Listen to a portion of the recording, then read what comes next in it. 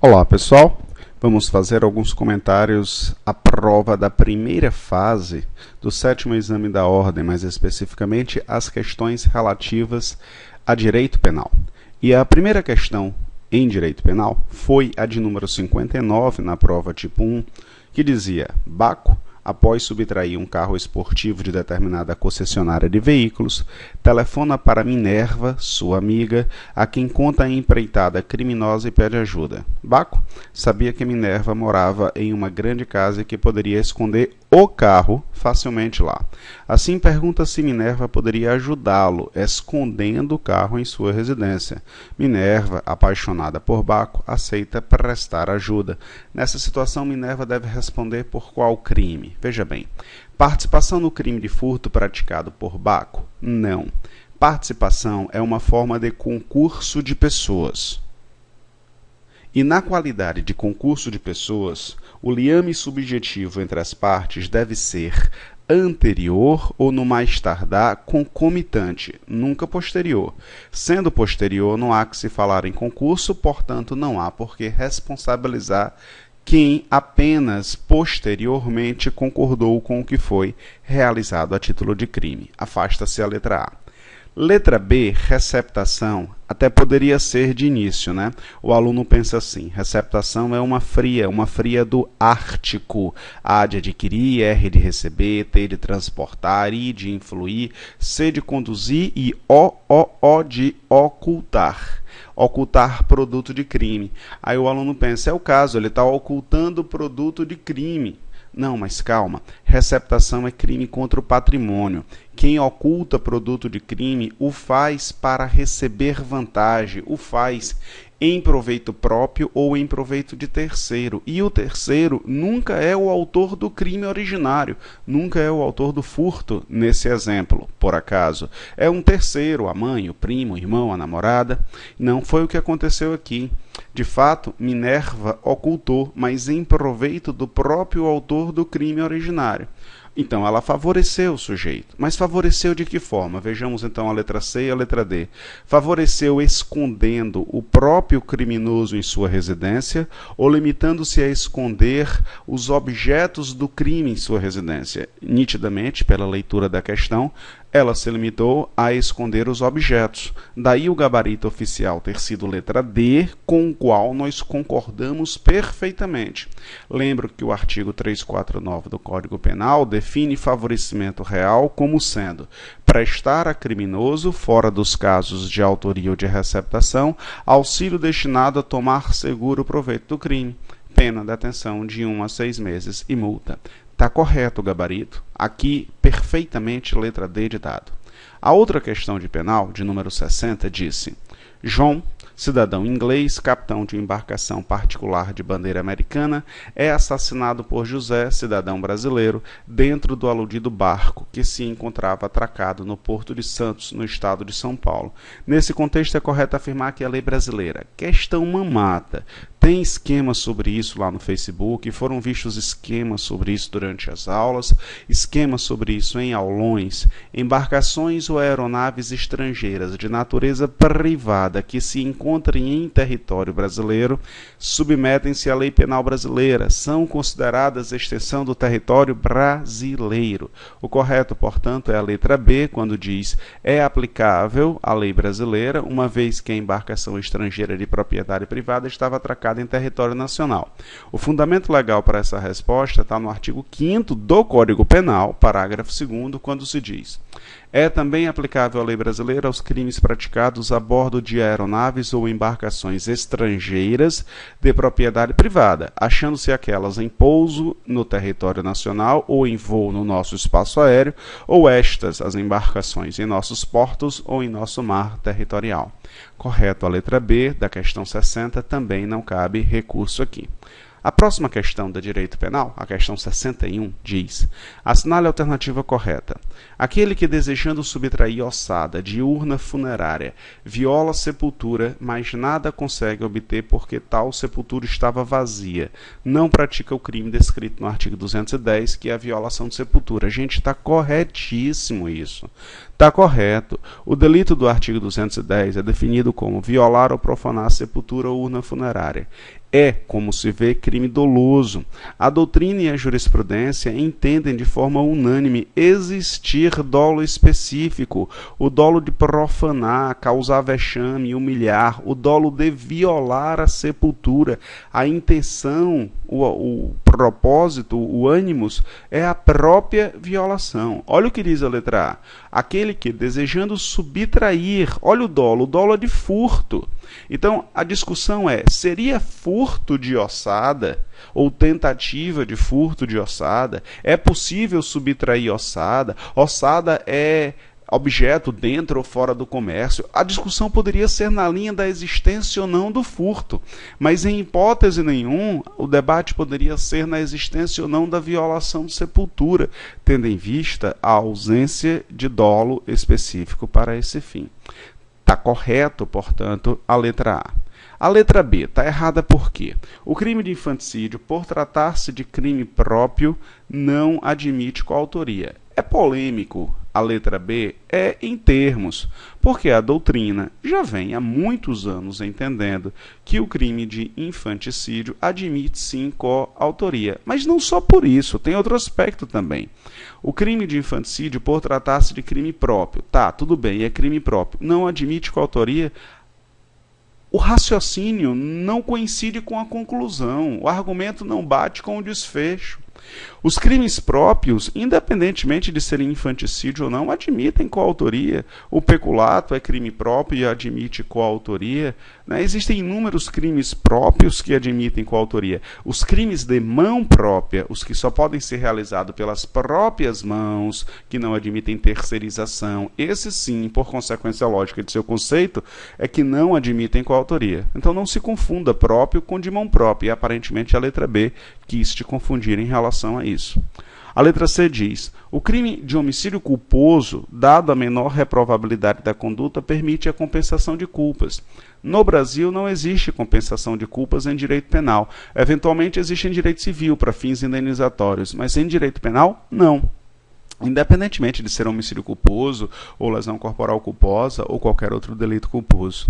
Há homicídio privilegiado quando o agente atua sob a influência de violenta emoção. Veja, aqui houve uma casquinha de banana. Aliás, talvez duas. A primeira é que não basta que o sujeito atue em razão de emoção. É necessário que o faça logo em seguida em justa provocação. Mas também não apenas isso. A lei expressamente não se refere à influência. Abre o artigo 121, parágrafo 1º do teu código, e você vai ver que lá consta sobre o domínio de violenta emoção. Domínio não se confunde com influência. O domínio é mais que a influência. A influência justifica apenas uma atenuante genérica, lá no artigo 65 do Código Penal.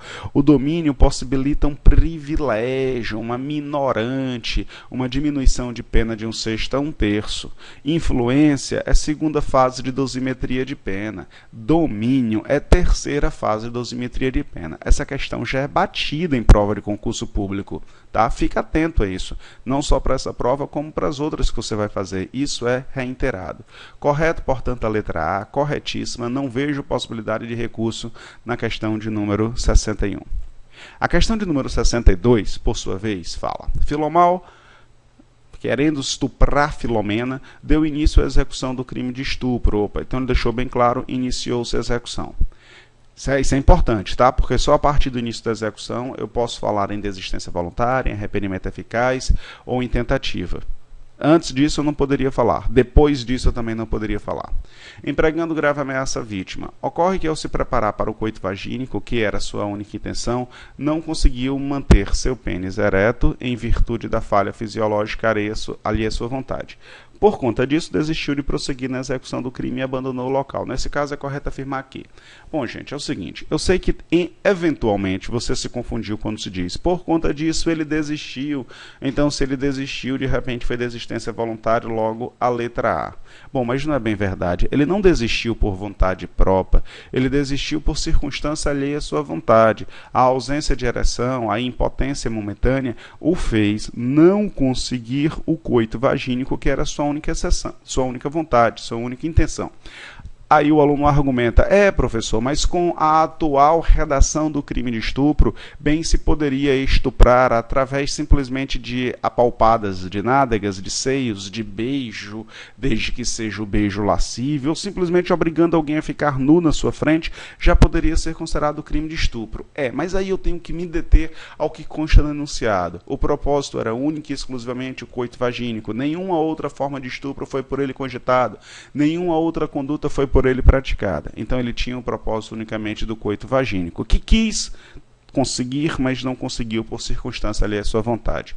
Tenho que chegar à conclusão que o gabarito está correto ao afirmar que foi tentativa de estupro. Nesse sentido, ainda insatisfeito se minha resposta seria ou não suficiente para te dar, eu fui atrás de jurisprudência e achei.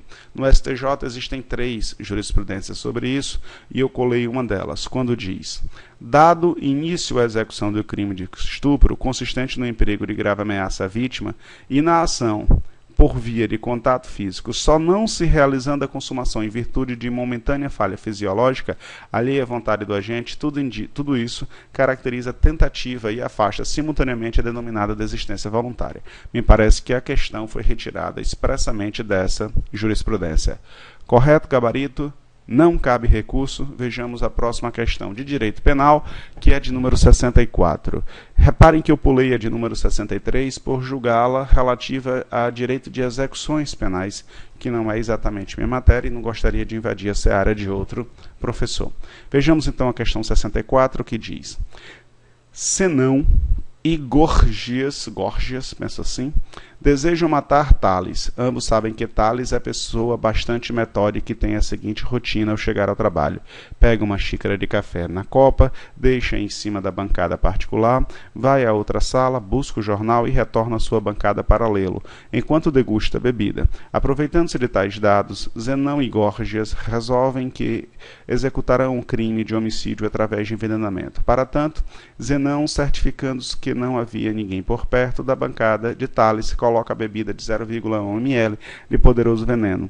Logo em seguida chega Gorgias, que também verificando a ausência de qualquer pessoa, e adiciona ao café mais 0,1 milímetros do mesmo veneno poderoso. Posteriormente, Tales retorna à sua mesa e senta-se confortavelmente na cadeira para degustar o café, lendo o jornal, como fazia todos os dias. Cerca de 2 horas após a ingestão da bebida, Tales vem a falecer. Ocorre que a conduta de Zenão e de Gorgias foi filmada pelas câmeras internas presentes na sala da vítima, os quais eram desconhecidas de ambos, razão pela qual a autoria restou comprovada.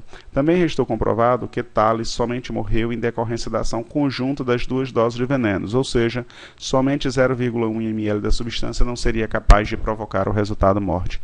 Com base na situação hipotética, é correto afirmar. Bora lá. Esses personagens de nome esquisito estavam em qual autoria? Bom, se sim, pouco importa se eu fiz metade da conduta e se tu fizeste outra metade da conduta. O importante é se ambos desejamos o mesmo resultado, ambos responderemos pelo mesmo crime. É isso que diz o artigo 29 do Código Penal.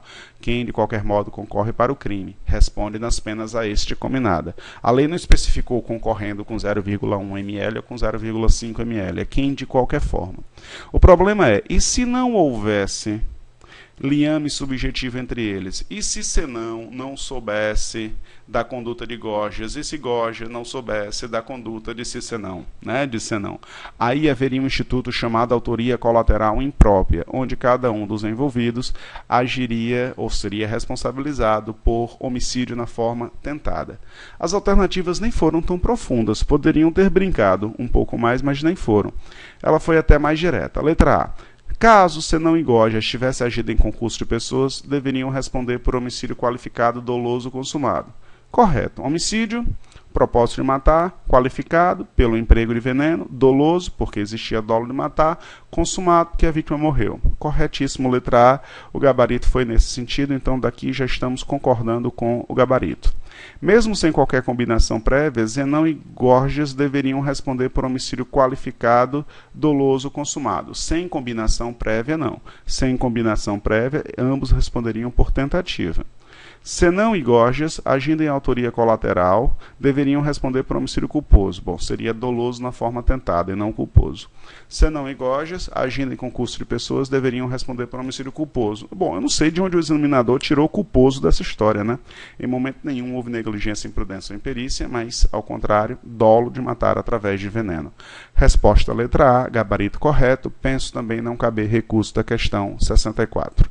É isso. No geral, eu entendo que as questões estavam em um bom nível, não ofereciam dificuldades extraordinárias, questões boas, aptas a deixar pré-definido quem pode ir para a segunda fase. E falando em segunda fase, conte comigo para lhe ajudar, tanto no curso presencial como no curso online de preparação para a segunda fase no Espaço Jurídico. Mais informações vocês encontram ali no facebook.com/R de Rodrigo Almendra, tudo junto. Grande abraço a todos, bons sonhos e até a segunda fase ou até a próxima oportunidade.